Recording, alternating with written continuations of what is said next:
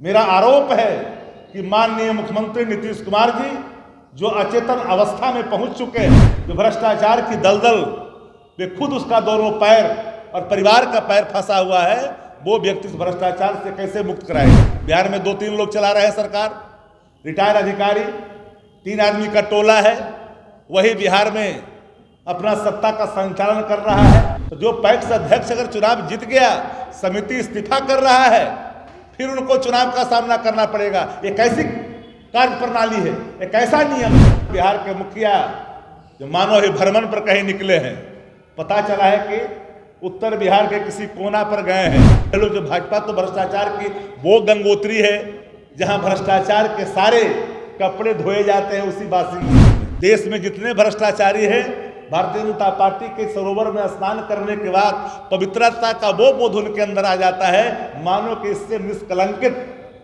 कोई व्यक्ति इस देश के अंदर में नहीं है।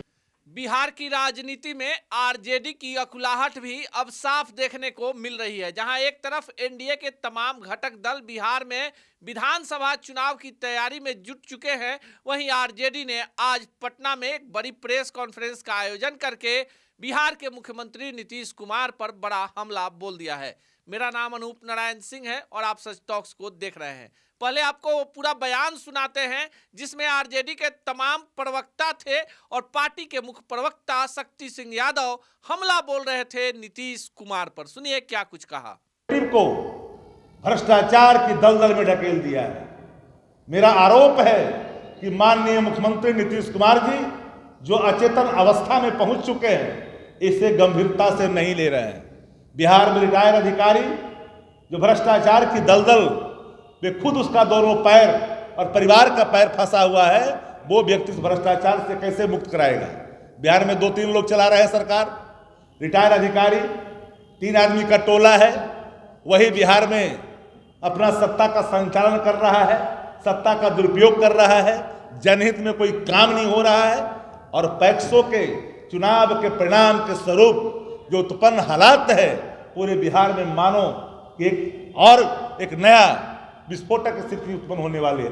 प्राधिकार जो है जो चुनाव को संचालित कराता है, इलेक्शन कंडक्ट कराता है, प्राधिकार ने भी अपने पत्र के माध्यम से सरकार को पत्र लिखा कि सहकारिता आंदोलन का उद्देश्य समाप्त हो रहा है, भ्रष्टाचारी लोग अपने मन मुताबिक चीजों को लागू कर रहे हैं। तो जो पैक्स अध्यक्ष अगर चुनाव जीत गया, समिति इस्तीफा कर रहा है, फिर उनको चुनाव का सामना करना पड़ेगा। ये कैसी कार्य प्रणाली है, एक ऐसा नियम है। इस नियम में बदलाव नहीं करोगे तो लगातार भ्रष्टाचार होता रहेगा और इस भ्रष्टाचार में कोई और लोग नहीं है, सत्ता प्रतिष्ठान से जुड़े हुए लोग हैं जिनका संरक्षण बिहार की सरकार उन भ्रष्टाचारियों को कर रहा है। नालंदा जिला में 35 पैक्स ऐसे हैं जहां हम, इसलिए जिले का नाम बताता हूं, जिला बाई जिला मैं आपको बताता हूं। नालंदा जिला जहां के मुख्यमंत्री हैं, कहते हैं कि नालंदा जिला से 35 पैक्स ऐसे हैं जहां पर अनुकूल अध्यक्ष पुराने जीत करके नहीं आए, वहां पर प्रशासक की नियुक्ति करके पुनः चुनाव कराने की नौबत आन पड़ी। अभी चुनाव के नतीजे आए हैं, आज भी हालात वही हैं, जस के तस हैं। 25 वर्षों से 30 वर्षों से व्यक्ति जो कुंडली मार करके बैठा हुआ है, सर्टिफिकेट केस हो रहा है, डिफॉल्टर है, करोड़ों का गमन का आरोप है। ऐसे पैक्स अध्यक्षों को, ऐसे समितियों को संरक्षित करने के लिए यह कानून में बदलाव नहीं की जा रही है। इसलिए मेरा मांग है कि अगर सरकार सही माने में किसान हित में संवेदनशील है तो एक सप्ताह के अंदर बिहार की सरकार और बिहार के मुखिया जो मानो ही भ्रमण पर कहीं निकले हैं, पता चला है कि उत्तर बिहार के किसी कोना पर गए हैं व्याघ्र परियोजना को देखने के लिए, तो कम से कम उनका दृष्टि इस पे पड़े और सत्ता प्रतिष्ठान से जुड़े लोग, जो भाजपा तो भ्रष्टाचार की वो गंगोत्री है जहां भ्रष्टाचार के सारे कपड़े धोए जाते हैं उसी वॉशिंग मशीन में। देश में जितने भ्रष्टाचारी हैं, भारतीय जनता पार्टी के सरोवर में स्नान करने के बाद पवित्रता का वो बोध उनके अंदर आ जाता है, मानो कि इससे निष्कलंकित कोई व्यक्ति इस देश के अंदर में नहीं है। ये विभाग भी भारतीय जनता पार्टी के कोटे में है, इसलिए भ्रष्टाचार मुक्त हो ऐसी उम्मीद नहीं की जा सकती। बाबत भी प्रतिपक्ष होने के नाते मेरा सीधा चार्ज भी है और डिमांड भी है कि अगर सरकार गंभीर है तो नियमों में बदलाव करे, प्राधिकार के द्वारा दिए गए पत्र को गंभीरता से ले, पटना उच्च न्यायालय के ऑब्जर्वेशन को गंभीरता से ले और इस पर एक नया व्यवस्था बहाल हो ताकि भ्रष्टाचार मुक्त हो। इसी बाबत आप लोग को हमने कष्ट दिया था, लेकिन साथियों ने हमसे पूछा वन नेशन वन इलेक्शन पर, एक राष्ट्र एक चुनाव। एक राष्ट्र एक चुनाव पहले से भी होता रहा है।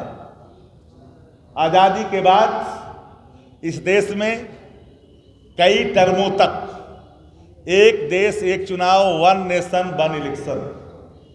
कल भारत सरकार के कैबिनेट में इसकी मंजूरी दी गई। प्रतिक्रियाएं हर तरफ से आने लगी। आप पत्रकार साथी, मैं जानना चाहता हूं आप लोगों से, आपके मन में भी सवाल होंगे। 4 राज्यों के चुनाव हो गए, एक राष्ट्र एक चुनाव के तहत तक चुनाव कराओगे, शेष जो कालावधि बचे हुए रहेंगे उनके कार्यकाल, क्या वो विधानसभा को भंग करके राष्ट्रपति शासन लगा दोगे? फिर वहां चुनाव एक साथ कराओगे? मान लिया जाए थोड़ी देर के लिए कि आप चुनाव आपने करा लिया, एक बार आपने भंग करके, क्या गारंटी है कि फिर एक देश एक चुनाव के बाद कोलिनेशन की सरकार नहीं बनेगी? बीच में फिर सरकारें अपने दम नहीं तोड़ देगी? उन परिस्थितियों में एक देश एक चुनाव का क्या होगा समस्या का हल? ऐसा भी नहीं हो सकता है कि 3 वर्षों में कोई सरकार गिर गई तो 2 वर्ष के लिए चुनाव होंगे, तो फिर हमारा जो उद्देश्य है लोकतंत्र का वही वहां पर मरता हुआ दिखाई पड़ेगा। वोट मताधिकार का प्रयोग आम चुनाव में 5 वर्षों के लिए होता है। तो एक वन नेशन वन इलेक्शन, एक देश एक चुनाव के जो ड्राफ्ट आए हैं, जो बिल प्रोड्यूस होगा, हम लोग की मांग है कि जेपीसी को जानी चाहिए और जेपीसी को जाने के बाद उसमें सबकी राय होनी चाहिए। हम इसके खिलाफत या समर्थन का बात नहीं है, हम उन संभावनाओं पर, उन बातों पर जोर देकर करके हम ये कह रहे हैं, ना विरोध की बात है ना समर्थन का बात है कि आखिर होगा कैसे, ये ड्राफ्ट की प्रारूप क्या है, कैसे कर पाओगे? इन सारे सवालों पर मनन भी होगा, मंथन भी होगा, विचार भी होगा। तो राष्ट्रीय जनता दल का मानना है कि ये सवाल पॉलिटिकल स्टंट नहीं होनी चाहिए। वन नेशन वन इलेक्शन करवाना चाहते हो तो वन नेशन वन टैरिफ क्यों नहीं?